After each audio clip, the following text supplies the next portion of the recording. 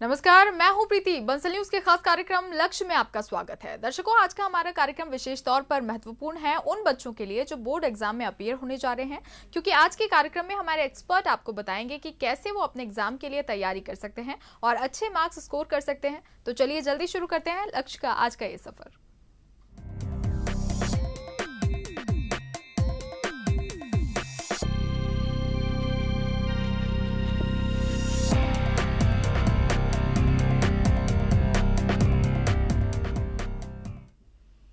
तो आज हम बात करेंगे 12th क्लास के स्टूडेंट फिजिक्स सब्जेक्ट की तैयारी कैसे कर सकते हैं। इसके लिए आज हमारे साथ दो एक्सपर्ट जुड़ेंगे। पहले हैं महेंद्र कुमार सराठे, जो Bansal institute of research and technology में असिस्टेंट प्रोफेसर हैं और इस फील्ड में करीब 12 साल का अनुभव रखते हैं। साथ ही दूसरे एक्सपर्ट हैं हमारे साथ राकेश सिंह ठाकुर जी, जो institute of science and technology में असिस्टेंट प्रोफेसर हैं और इस फील्ड में करीब 11 साल का एक्सपीरियंस रखते हैं। महेंद्र जी, राकेश जी, आप दोनों का ही बहुत बहुत स्वागत है कार्यक्रम में। तो दर्शकों के लिए मैं पहले बोल दूं कि अगर आप भी 12th क्लास के फिजिक्स सब्जेक्ट के बारे में कुछ जानना चाहते हैं तो हमारे फोन नंबर लगातार टीवी स्क्रीन पर फ्लैश हो रहे हैं। आप इन पर कॉल कर सकते हैं, अपने डाउट क्लियर कर सकते हैं। जो भी सलाह आप चाहते हैं वो भी आप हमारे एक्सपर्ट से ले सकते हैं। राकेश जी, सबसे पहले आपकी तरफ आना चाहूंगी। पहला क्वेश्चन तो यही है कि 12th क्लास के एग्जाम आ रहे हैं, तो किस तरह से बच्चे इसकी तैयारी कर सकते हैं? ठीक है, 12th क्लास के जो एग्ज़ाम है वो शुरू हो चुके हैं और फिजिक्स का पेपर 14 को है। तो तैयारी करने के लिए फिजिक्स सब्जेक्ट की तैयारी या एग्ज़ाम की तैयारी की दृष्टि से जो अभी तक स्टूडेंट्स ने पढ़ा है कोचिंग के माध्यम से, क्लास के माध्यम से, वही उसको रिवाइज करना है और कोई भी नया टॉपिक जो है इस समय लेने की ज़रूरत नहीं है।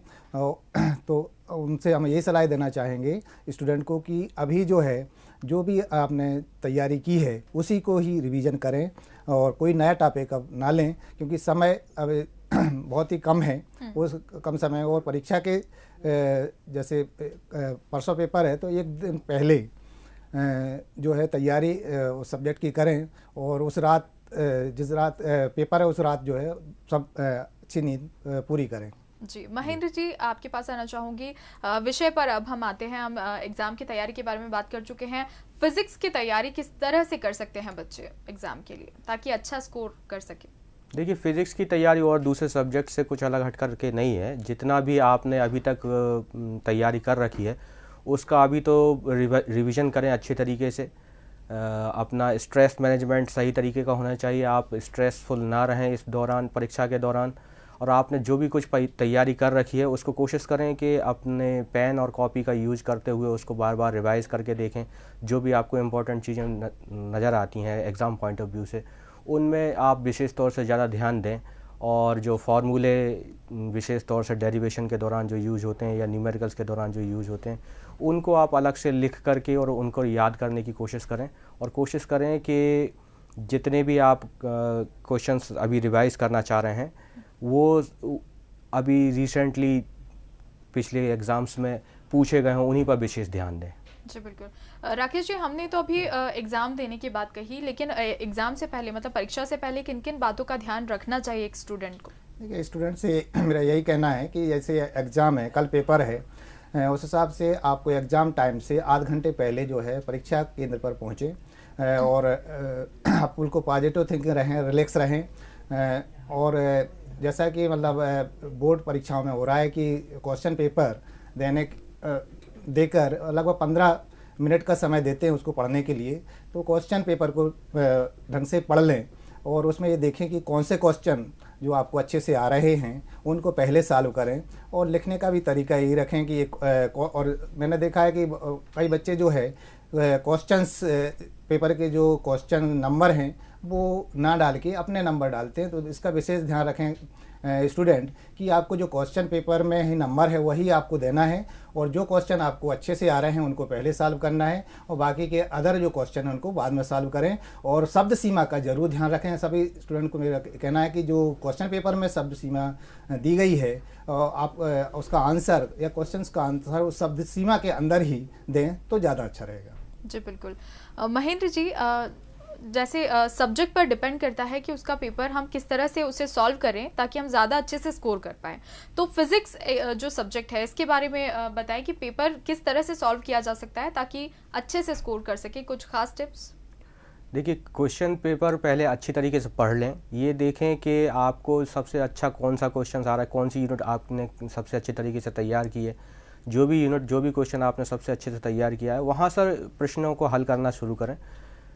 डेरिवेशंस अगर पूछे जा रहे हैं तो डेरिवेशंस में पहले थ्योरी लिखें, और थ्योरी में ये विशेष रूप से इस चीज़ का ध्यान रखें कि कोई भी सिंबल अगर आप यूज़ कर रहे हैं, जैसे वेलोसिटी के लिए v यूज़ कर रहे हैं, डिस्टेंस के लिए x यूज़ कर रहे हैं, तो जो भी सिंबल आप डेरिवेशन में यूज़ करने वाले हैं उनको पहले थ्योरी में मेंशन कर दें। जैसे अगर हम बात करें कि हम किसी पार्टिकल की वेलोसिटी बताना चाह रहे हैं तो let v is the velocity of a particle. इस तरीके से आप पहले थ्योरी में मेंशन करें। एग्ज़ाम में आप ये ध्यान रखें कि फ़िगर बनाते समय पेंसिल का, पेन का यूज करें, और फिगर आपके बहुत ही क्लीन और नीट होना चाहिए ताकि वो एग्ज़ामिनर का ध्यान अपनी ओर आकर्षित कर सकें। और डेरिवेशन लिखते समय ये ध्यान रखें कि डेरिवेशन में जो फॉर्मूले आ रहे हैं या बीच में जो भी कोई आप मेथड लगा रहे हैं वो आपको अच्छी तरीके से याद होनी चाहिए। फाइनली जब आप डेरिवेशन सॉल्व कर लेते हैं तो डेरिवेशन सॉल्व करने के बाद में जो भी रिज़ल्ट आ रहा है उस रिज़ल्ट को आप हाईलाइट ज़रूर करें, और जहां तक संभव हो सके उसकी यूनिट उसके साथ में मेंशन करें। जी बिल्कुल। राकेश जी, आपसे भी मैं कुछ इसी तरह का प्रश्न पूछना चाहूँगी कि फिजिक्स सब्जेक्ट में अच्छे नंबर स्कोर करने के लिए और क्या कुछ टिप्स बच्चों को दिए जा सकते हैं? देखिए, फिजिक्स सब्जेक्ट में अच्छे नंबर में कर सकते हैं क्योंकि मैथमेटिक्स जैसे मैथमेटिक्स में मैथमेटिकल पोर्शन होता है पूरा का पूरा, यहाँ फिजिक्स में भी theory portion, mathematical portion, derivation और न्यूमेरिकल पोर्शन 3 टाइप का होता है। तो अगर अच्छे मार्क्स लाना है स्टूडेंट को तो ज़्यादा वेटेज जो है उसको डेरिवेशन सॉल्व करने में देना चाहिए, और बाकी का जो अगर अच्छे मार्क्स उसको चाहिए तो थ्योरी पोर्शन में डायग्राम बनाए स्टूडेंट और उसको लेवल करे, फिर उसका आंसर उसी के हिसाब से दे। पर शब्द सीमा का मैंने पहले भी जिक्र किया था कि हर क्वेश्चन के अंदर, जैसे मतलब बड़ा क्वेश्चन है 6 नंबर का है तो उसमें शब्द सीमा 120 वर्ड्स की है, तो 120 वर्ड्स से अंदर ही वह सॉल्व हो जाए, तो उससे ज़्यादा फाँकने की, ज़्यादा मतलब उसमें लिखने की ज़रूरत नहीं है। तो इस प्रकार से अगर बच्चा अगर सॉल्व करता है तो ज़्यादा से ज़्यादा मार्क्स जो है फिजिक्स में लाए जा सकते हैं। जी बिल्कुल। महेंद्र जी, जैसे आप कुछ देर पहले डेरिवेशन के बारे में बता रहे थे, तो फिजिक्स में बहुत ज़्यादा फॉर्मूले होते हैं, डेरिवेशन होती हैं, कई बार स्टूडेंट को याद रखने में काफ़ी दिक्कत होती है, तो इसके लिए क्या कुछ टिप्स दिए जा सकते हैं? देखिए, इसके लिए तो टिप्स यही हो सकती हैं कि आप साल में शुरू से ही पढ़ाई जब चालू करते हैं तो जो भी डेरिवेशंस में फार्मूले आ रहे हैं या न्यूमेरिकल सॉल्व करते समय जो भी फार्मूले आ रहे हैं उन फार्मूले को आप अलग से लिखते रहें, उनको बार बार रेगुलर टाइम इंटरवल के बाद में आप रिवाइज़ करते रहें। और रिवाइज़ करने के साथ साथ जब आप कभी भी कोई क्वेश्चन सॉल्व करने बैठ रहे हैं तो ये ध्यान रखें कि अगर आपको मान लीजिए फार्मूला याद नहीं आ रहा है इंस्टेंटली, तो आप क्या करते हैं, तुरंत ही अपनी कॉपी उठाते हैं और वहाँ से वो फार्मूला देख करके उसको लगा करके और ये मान लेते हैं कि आपको वो क्वेश्चन याद हो गया और आप नेक्स्ट टाइम कर पाएंगे। लेकिन ऐसा नहीं है। जब तक कि आप बिना देखे उस क्वेश्चन को हल करने लायक नहीं हो जाते तब तक आपकी तैयारी पूरी नहीं हुई है, ये मान करके चलें। और हमेशा इस चीज़ का ध्यान रखें कि जब भी आप फार्मूला अगर आपने देखा है तो जब उसको अगली बार सॉल्व करें तो उस फार्मूले को दोबारा से ना देखें और उसमें वैल्यूज़ पुट अप करके जब आप आंसर निकालें, भले ही आपसे एक बार गलती होगी, आपको लगेगा कि टाइम बर्बाद हुआ, लेकिन वो टाइम बर्बाद हुआ जब आप एक्स्ट्रा एफर्ट करेंगे तो आपको एक्स्ट्रा नॉलेज भी मिलेगा। जी बिल्कुल। राकेश जी, आपसे जानना चाहूँगी, 3 घंटे का समय होता है स्टूडेंट के पास, तो ख़ास तौर से फिजिक्स की अगर बात करें तो इस विषय का पेपर देते वक्त 3 घंटों को किस तरह से मैनेज कर सकता है स्टूडेंट? देखिए, स्टूडेंट से 3 घंटे को मैनेज करने के लिए तो यही कहना चाहेंगे कि जो क्वेश्चंस हैं, मतलब क्वेश्चन पेपर में जितने क्वेश्चंस हैं, शार्ट आंसर टाइप भी होते हैं, एमसीक्यू होते हैं, ऑब्जेक्टिव टाइप होते हैं, इनके लिए कम से कम समय लगेगा। और बीच में जो है अलग अलग क्वेश्चन जो है अलग अलग मार्क्स के डिवाइड हैं और उसमें लिमिटेशन भी है कि आपको 30 वर्ड्स में कंप्लीट करना है, 50 वर्ड्स में करना है, 120 वर्ड्स में करना है, 100 वर्ड्स में करना है। तो ये शब्द लिमिट का ध्यान रखते हुए वो उसको 3 घंटे के अंदर जो है हम सॉल्व कर सकते हैं। तो सबसे पहले मतलब ये कहेंगे कि एमसीक्यू यानी शुरू के जो एमपी बोर्ड में मैंने देखा है कि फर्स्ट से लेकर 4 क्वेश्चन जो ऐसे हैं कि जो को आप 15 से 20 मिनट के अंदर ही सॉल्व कर सकते हैं। 4 क्वेश्चन के बाद फिर 2-2 नंबर के जो क्वेश्चंस हैं वो उनको भी बहुत कम टाइम में पॉइंट टू पॉइंट आंसर देकर कम से कम 2 या 3 लाइन उनके आंसर होते हैं, 2 नंबर के जो क्वेश्चंस हैं। बाकी जो आपका 4 नंबर और जो 6 नंबर के क्वेश्चंस आते हैं या 5 नंबर का क्वेश्चंस है, उसमें थोड़ा सा समय ज़्यादा लगता है। तो ऐसा मैनेज करें कि ये जो समय सीमा 3 घंटे के अंदर हमारे सारे क्वेश्चन जो हैं सॉल्व हो जाएँ। राकेश जी, न्यूमेरिकल में कई बार स्टूडेंट को बहुत ज़्यादा दिक्कत होती है, कई बार आंसर सही नहीं आ रहा होता है, फॉर्मूला गलत लग गया है, बहुत सारी ऐसी चीज़ें होती हैं। तो इस टॉपिक को किस तरीके से हैंडल कर सकते हैं? देखिए, स्टूडेंट को तो आप नहीं कहेंगे, न्यूमेरिकल जो प्रॉब्लम आपको आया है उसको आप बार बार पढ़ें और उसको देखें कि कौन कौन सी जो राशियां हैं वो गिवन हैं, उनको लिख लें। सबसे पहले उनको लिख लें कि कौन कौन सी राशियां जो है क्वेश्चन में दी गई हैं, उनको लिखें। और ये देखें कि सारी राशियां एक ही यूनिट में हैं, एक ही सिस्टम में हैं, वो ज़रूर देख लें। सारी राशियों को पहले एक ही सिस्टम में आपको कन्वर्ट करना है। और इसके बाद जो फार्मूला, सोचें कि इन राशियों के बीच क्या रिलेशन है, तो उसका फार्मूला, एग्जैक्ट फार्मूला लिखें। उसके बाद कौन कौन सी राशियों की वैल्यू दी गई है और कौन सी नहीं दी गई, तो उसको देखें। और तो जो राशि की वैल्यू नहीं दी गई उसको हमको फाइंड आउट करना है। और लास्ट में जो भी आपका आंसर आता है उसमें क्या यूनिट होना चाहिए, वो यूनिट आपको लिखना है।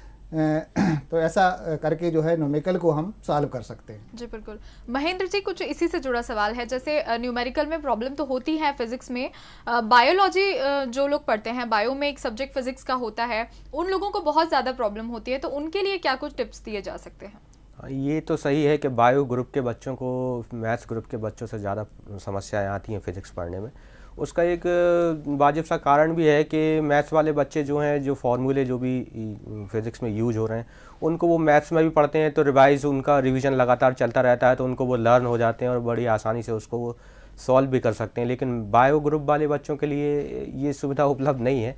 तो मैं यही कहूँगा कि सारे फार्मूले अगर आप याद ना भी कर सकें, तो जो इम्पोर्टेंट फार्मूले हैं, जो डेरिवेशंस में यूज हो रहे हैं, जो न्यूमेरिकल्स में यूज हो रहे हैं, उन फार्मूले को आप साल के शुरू से ही एक अलग कॉपी में लिखना चालू कर दें और उनको फ्रीक्वेंटली रिवाइज करते रहें। आपके यूनिट टेस्ट वगैरह भी होते हैं, आपके 6 मंथली एग्ज़ाम्स भी होते हैं, तो वो सारे एग्ज़ाम्स को आप बड़े सीरियसली तैयारी करें ताकि आपको फाइनल एग्ज़ाम में तैयारी करने में ज़्यादा आसानी होगी। जी, किस टॉपिक से ज़्यादा नंबर स्कोर किए जा सकते हैं इस सब्जेक्ट में? देखिए, फ़िज़िक्स में जो है, जैसे ऑप्टिकल फ़िज़िक्स है और वेव ऑप्टिक्स है, रे ऑप्टिक्स है, ये एसी करंट है, मॉडर्न फिज़िक्स है, ये टॉपिक ऐसे हैं जिन पे ज़्यादा जोर देना चाहिए बच्चों को, क्योंकि इनसे ज़्यादा मार्क्स के क्वेश्चन पूछे जाते हैं। और आपके बुक्स में, आपके सिलेबस में भी ये वेल डिफाइंड है कि किस यूनिट से कितने मार्क्स के क्वेश्चन पूछे जाने हैं, किस यूनिट में से शॉर्ट क्वेश्चन आंसर क्वेश्चन पूछे जाएंगे, किस यूनिट से लॉन्ग टाइप आंसर क्वेश्चन पूछे जाएंगे। तो ये सारी तैयारी आपको उसको देखते हुए साल के शुरू से ही प्रिपरेशन इस तरीके से करनी चाहिए। जी बिल्कुल। राकेश जी, 12th के स्टूडेंट को फिजिक्स पेपर का रिवीजन किस तरह से करना चाहिए? देखिए, 12th के स्टूडेंट को हम यही कहेंगे, रिवीजन करने के लिए जो शार्ट टाइमली अभी रिवीजन एग्ज़ाम के समय का जो रिवीजन है, उसको यही है कि जो आपने अभी तक पढ़ा है, साल भर में जो भी पढ़ा है, उसको आप जब भी याद करें या पढ़ें तो कापी पेन ज़रूर रखें, तो लिख कर ही याद करें। तो उससे क्या होगा कि जो फिजिक्स में या भूलने का जो है, तो कि जो हमने पढ़ा हुआ है वो मैं भूल जाता हूँ, तो उससे बच्चा जो है या स्टूडेंट जो है भूलेगा नहीं। इसलिए जो भी तैयार करें उसको लिख करके याद करें। फार्मूले हैं या डेरिवेशन हैं या न्यूमेरिकल जो सॉल्व कर रहे हैं, तो रिटन में ही करें, डायग्राम को बना कर उसको लेबल करें। ये सब हुए अच्छे नंबर जो है फिजिक्स सब्जेक्ट में आप ला सकते हैं। जी महेंद्र जी, ये तो रही पढ़ाई, रिवीजन की बात, किस तरह से तैयारी कर सकते हैं, क्या क्या टिप्स आजमा सकते हैं, लेकिन टाइम टेबल एक बहुत ही इम्पॉर्टेंट भूमिका निभाता है एग्ज़ाम टाइम में ख़ास तौर से। तो किस तरह से टाइम टेबल को एडजस्ट करना चाहिए एक स्टूडेंट को ताकि वो एग्ज़ाम में ज़्यादा अच्छे स्कोर कर सके? देखिए, टाइम टेबल का तो बहुत महत्व है, टाइम का मैनेजमेंट तो बहुत ज़रूरी भी है, ना सिर्फ एग्ज़ाम टाइम के लिए बल्कि पूरे जीवन के लिए। लेकिन एग्ज़ाम टाइम पर टाइम टेबल बहुत इंपॉर्टेंट इसलिए भी हो जाता है कि हमारे पास में बहुत कम समय होता है। उस समय में हमें बच्चों को ये लगता है कि बहुत सारा कुछ याद करना है, मुझे बहुत सारा कुछ नया नया ऐसा दिखाई देता है। तो ये एक चीज़ विशेष रूप से ध्यान रखें कि ड्यूरिंग द एग्ज़ाम आप जो है कोई नया टॉपिक ना उठाएं जो आपने पहले से ही अपने क्लासेस में पढ़ चुके हैं। उन्हीं चीज़ों को अगर आप देखेंगे तो वो ज़्यादा आसानी रहेगी आपको। अगर नए टॉपिक आप उठाएंगे तो आपको एग्जॉर्शन सा फील होने लगेगा कि मैं पुराने टॉपिक जो है वो कंप्लीट नहीं कर पाया हूँ, नया याद नहीं हो रहा है, तो इस तरीके की कुछ प्रॉब्लम्स आती हैं। साथ ही ये ध्यान रखें बच्चे कि रात में बहुत ज़्यादा देर तक जाग कर के पढ़ाई करने से कोई विशेष फ़ायदा आपको मुझे नहीं लगता कि होने वाला है। आप पूरी नींद लें इस दौरान, सुबह समय पर उठें और मेडिटेशन वगैरह करें, और जो भी आप क्लासेस अगर आप ले रहे हैं या आपको कोई डाउट्स हैं तो आप अपने टीचर्स से पूछ सकते हैं। और इस समय पर टीचर्स की भूमिका भी बहुत महत्वपूर्ण हो जाती है, क्योंकि उनकी एक छोटी सी सीख आपके लिए आपका बहुत ज़्यादा समय बचा सकती है। जी बिल्कुल, वाकई ये सब चीज़ें एक स्टूडेंट के लिए एग्जाम टाइम में बहुत ज़्यादा मायने रखती है। हमें उम्मीद है कि आप दोनों ही एक्सपर्ट ने जो भी अभी बातें कही, जो भी टिप्स दिए हैं, अभी जो हमारा एपिसोड देख रहे होंगे स्टूडेंट, उनके लिए बहुत ज़्यादा हेल्पफुल साबित होगी। दोनों का ही बहुत बहुत शुक्रिया स्टूडियो में आने के लिए और हमसे बातचीत करने के लिए। धन्यवाद। तो इसी के साथ इस खास पेशकश में बस इतना ही। मुझे दीजिए इजाजत, लेकिन खबरों की अपडेट के लिए आप जरूर बने रहिए बंसल न्यूज़ के साथ। नमस्कार।